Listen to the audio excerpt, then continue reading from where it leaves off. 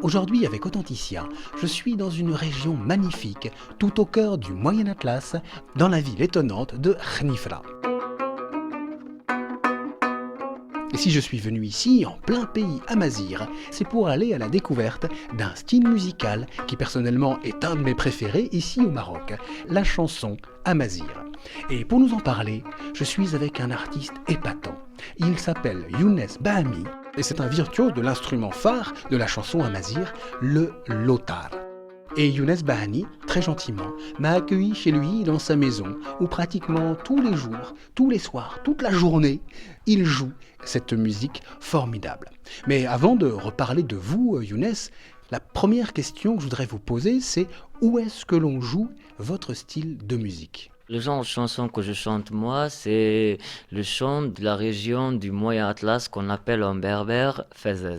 Ça concerne à peu près quelle ville ? On peut dire qu'il concerne de Beni Mellal, passant sur Khenifra, Ifrane, Meknès, jusqu'à Khmissat, comme ça. Cette tradition de la chanson du Fazaz, avec le lotar, elle vient d'où ? Elle commence comment ?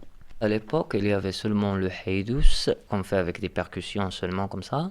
Il y avait aussi tamdiest, c'est une façon de faire de la poésie sans instrument. Et il y avait aussi tamawait, ou comment dirais-je, le mawel, que les femmes disaient toujours. Et à partir des années 50, un artiste qui s'appelle Hammoul Yazid, il était le créateur de la chanson amazigh. C'est lui qui, à partir du haydous et du mawal et du tamdiest, va inventer le style de la chanson amazigh et en introduisant l'instrument de lotar, l'instrument de luth et l'instrument du violon.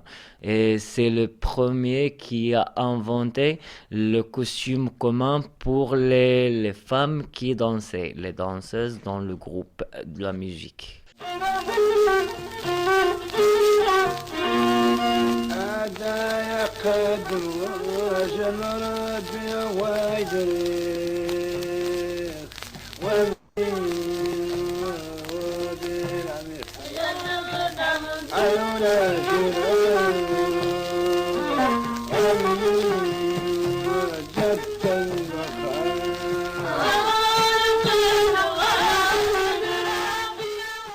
Et il y a un autre personnage, Younes Bahami, qui lui aussi a été important dans le développement de la chanson du Moyen Atlas. C'est curieusement pas un berbère, mais un arabophone. Il s'appelle Bouskri Amran, il était un arabophone, mais il est venu au Moyen Atlas, comme on dit à Fezez.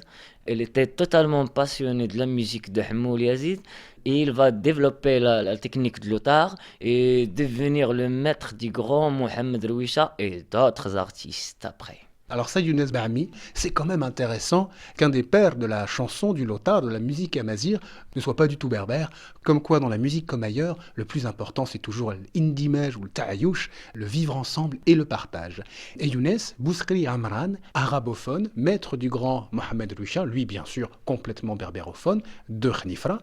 C'est peut-être pour ça que Rouisha s'est mis lui aussi à chanter en arabe. Et ça, nous le verrons juste après, ça va avoir une importance capitale dans le devenir de la chanson amazigh, ça va lui donner une popularité nationale et puis aujourd'hui bien sûr évidemment internationale.